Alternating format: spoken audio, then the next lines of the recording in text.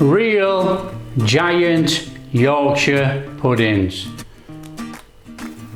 Fantastic crispy top with a little bit of a chew on the inside, not soggy. 18 centimeters across by 8.5 centimeters high. Giant Yorkshire puddings. Easy to make at home. Hi guys, how you all doing? Welcome to Backyard Chef. I'm Rick. Today we're going to make giant Yorkshire puddings. Just look at that monster. Okay, giant Yorkshire puddings are easy to make, a little bit of a technique on how to make it, and it's not just in the batter, but obviously the batter is the main ingredient, but it's also in the tin that we use. So let's show you how to make giant Yorkshire puddings.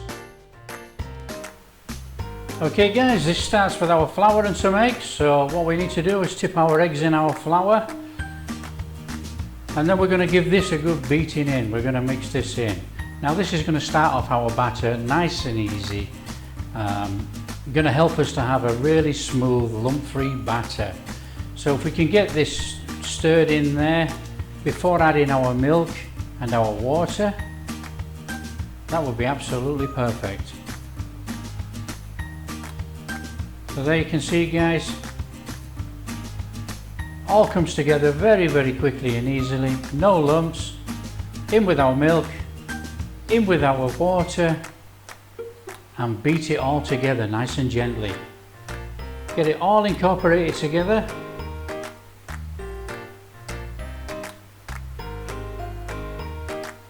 And that's our batter.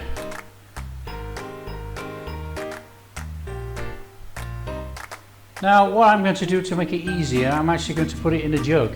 So tip your batter into a jug, and we need to put the jug in the fridge for about 3 hours minimum. Now if you can leave it overnight, absolutely fantastic.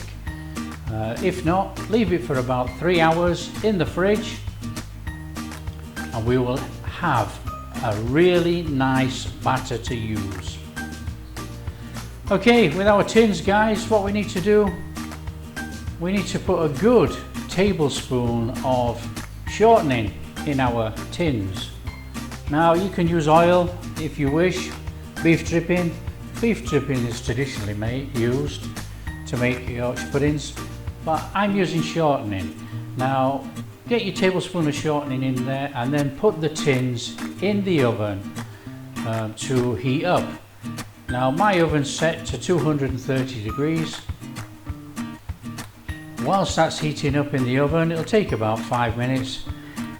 Give your batter a really good mix, because it should have separated a little bit, so give it a good stir through, a good mix, and then take your tins out of the oven and add our batter to the tins. Now it will sizzle, be careful, we don't want to get splashed with the oil.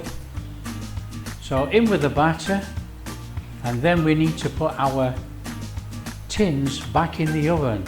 So get our tins in the oven.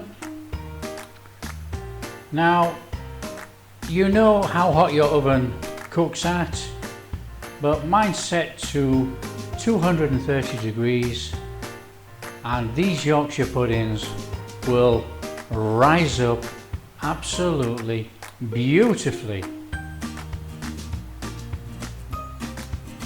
Again, watching the Yorkshire puddings come up guys, we need to cook them obviously, and you can cook them as long as you want, brown them off, or you can give it a light browning.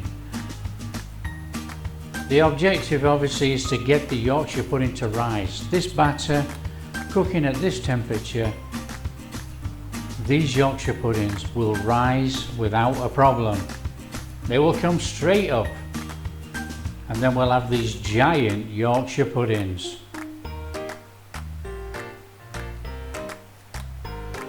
So there we are guys, you can see the Yorkshire puddings rising. They're rising easily.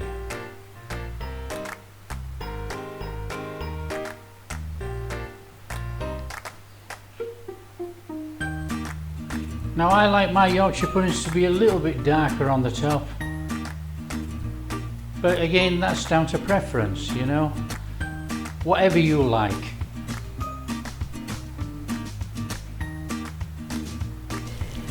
There we are, guys, that's what you call giant Yorkshire puddings.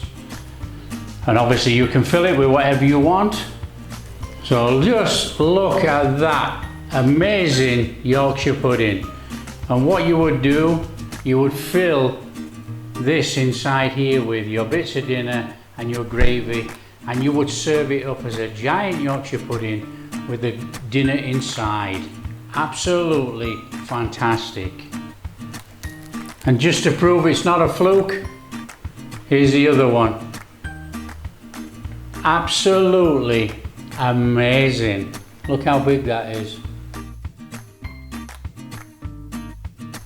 Right guys, you can see 18 centimeters across, no problem, and 8.5 centimeters high. That is how we make giant Yorkshire puddings. Now, like I said before, it's all down to the tins. As you can see, I've got two tins. Okay, I've got a tin that's slightly angled on the left, and I've got a tin that's got straight edges on the right. Now, the tin to use is the tin on the left. Now, if you cook the Yorkshire pudding in the tin on the right, it will grow up and implode inside. Whereas if you cook with the angled tin, it cooks out, cooks up, and you get the hollow in the middle. So the angled tin is the tin to use for making Yorkshire puddings. Now this tin is 18 centimeters across, and that will give us our 18 centimeter Yorkshire pudding. Now it's 4 centimeters deep, and the Yorkshire pudding should rise to at least twice the size. So we should get the Yorkshire pudding to about 8 centimeters. So don't forget guys, the tin to use is the angled tin. And let's just show you what we do. We'll just cut some chicken breast, put some mashed potato and some veg, and a whole bunch of dinner in a Yorkshire pudding, just to show you how to serve up a dinner in a Yorkshire pudding. So bob in a layer of mashed potato, stick on your cut chicken breast, or if you're using beef or pork, put your sliced meat in there,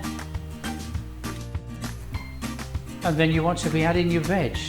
So put your veg to the front part of the Yorkshire pudding, and then what we do, we tend to cascade the veg over the outside of the Yorkshire pudding onto the plate. Add your roast potatoes, and then spoon on your gravy. And obviously you can use as much gravy as you like. And then dig in. And that is how we make a dinner in a giant Yorkshire pudding.